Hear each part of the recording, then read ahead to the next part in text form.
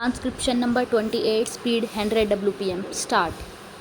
Mr. Vice Chairman, I was speaking about the need for developing a strong UN delegation.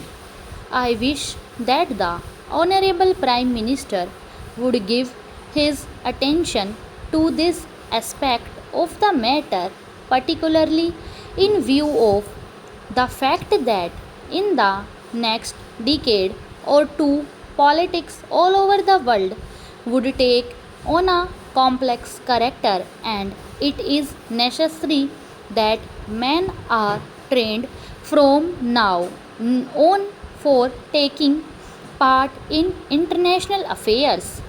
In the UK and the United States, such delegations are built with men who have wide knowledge of international affairs, and there should be other qualification for a man to be included in such a delegation. In this connection, I should also like to mention that it is time for government to develop sound conventions regarding the conduct of foreign affairs.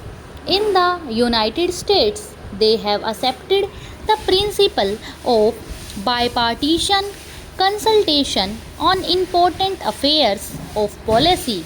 For example, when President Kennedy stood for election, President Eisenhower, even during the period of the conduct of the campaign of President Kennedy, kept him informed about major developments in foreign affairs.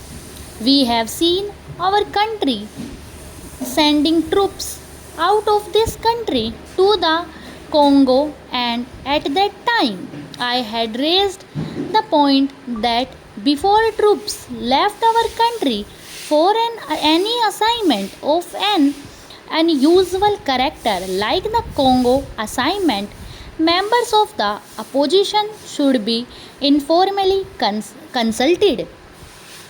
There will be no question of any leakage of information whatever if leaders in the opposition are consulted on important aspect of foreign policy. The consultative committee of the external affairs ministry does go some way to meet the needs of exchanging information about foreign affairs, but the informal consultation of the kind that I mentioned, where the leader of the opposition and leader of other parties are called and told by the Prime Minister about unusual developments, would strengthen the conviction that the foreign policy of the country has the support not only of the Congress party but also of the entire country.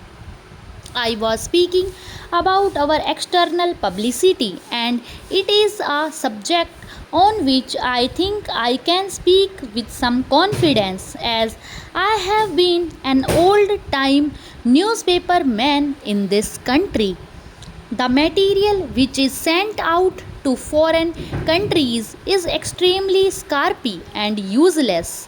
There is included in these messages some statement of what this minister was saying somewhere.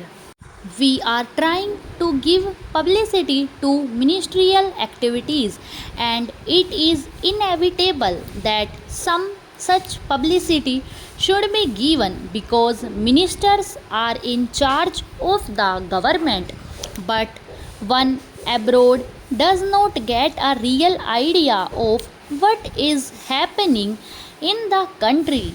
I would like to suggest for the consideration of the External Affairs Ministry that they should send fortnightly assessment of what is happening in India, written not to please a minister or to highlight something that is has done, but to give an objective assessment of what is going on in the country.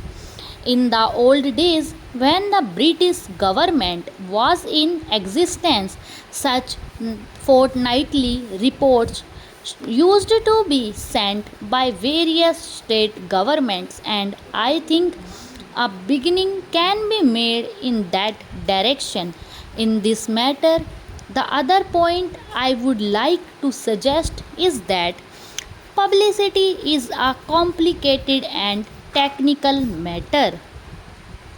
The foreign services as it is constituted today does not have sufficient training in publicity.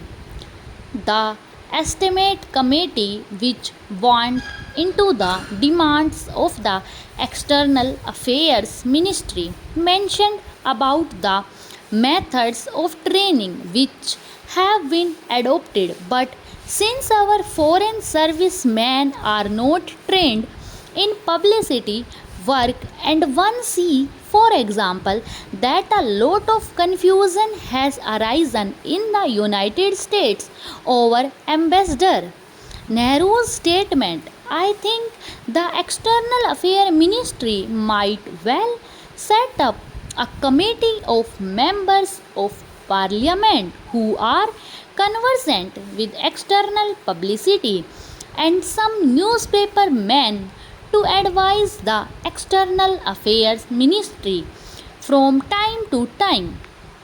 I do not think that the committee will ask for information which is confidential or secret, but they can assist the newspapermen. There are a handful of competent men who would be willing to serve on the committee in an adversary capacity. They would be able to tell the External Affairs Ministry what should be done in order that our news publicity abroad is better. I might mention also that the Estimates Committee had recommended that the creation of a cultural cell. Sir, to my mind, we have also to be clear in our mind regarding the objective of rural industrialization.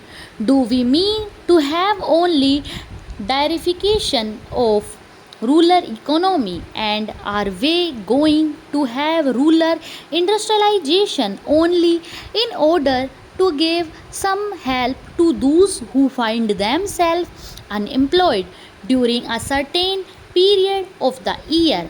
Are we aiming at utilizing local resources and meeting local needs through diversification of rural economy, or have we a more fundamental objective in mind when we are trying to industrialize the rural areas?